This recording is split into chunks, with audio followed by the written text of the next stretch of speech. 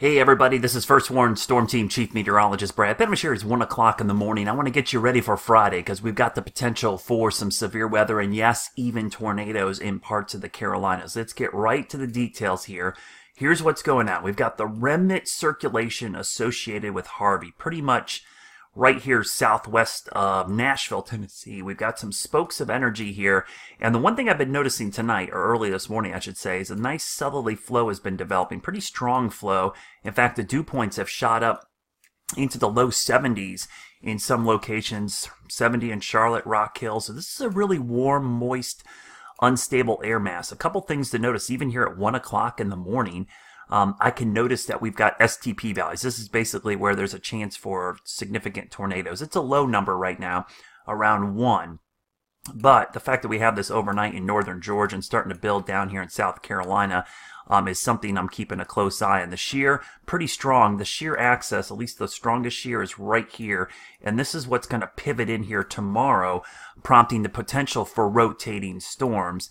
As we look at the, let me look at the cape here. Surface-based cape is kind of low right now because it's at nighttime, but even for the middle of the night, that's some pretty good low-level cape. And what that is the fuel that thunderstorms need to develop and build. So as that fuel builds in during the heating of the day tomorrow, it's certainly something I'm a little bit more concerned about for the potential for tornadoes during the day tomorrow. So let's go to the model data and show you first. I'm just going to show you the future cast of the rain and storms moving. And notice we're dry overnight, but by morning, right around 8 a.m., a few showers move through. Really doesn't look like a big deal. Got to keep an eye on those just in case.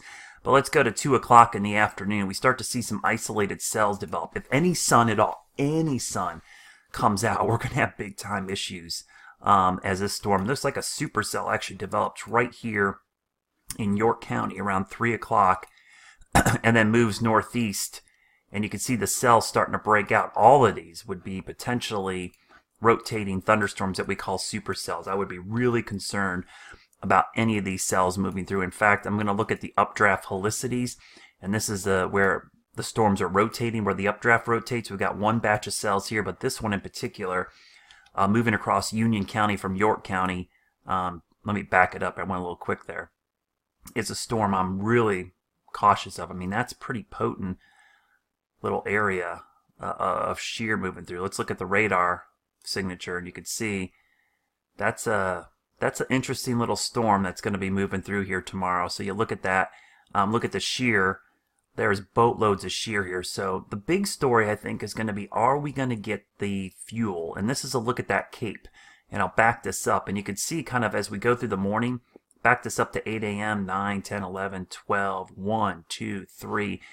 We've got a crossover of high cape, high shear, and a possible storm in this area. So the time frame, again, here we are. This is right around 3 o'clock in the afternoon. I'll back it up. That's 2 o'clock, 3, 4, 5. So that 3, 4, 5, 5 o'clock time frame is certainly the time frame we got to watch. So be weather aware today. We're likely going to see a tornado watch probably issued and the potential for at least a couple isolated tornadoes. Now, as we go through the evening, I think we'll see another batch move through as we go towards 8, 9, 10 o'clock. And then after that, things will calm down going into Saturday morning. So just a quick heads up, be ready. I'll have you covered. I'll be up early covering this.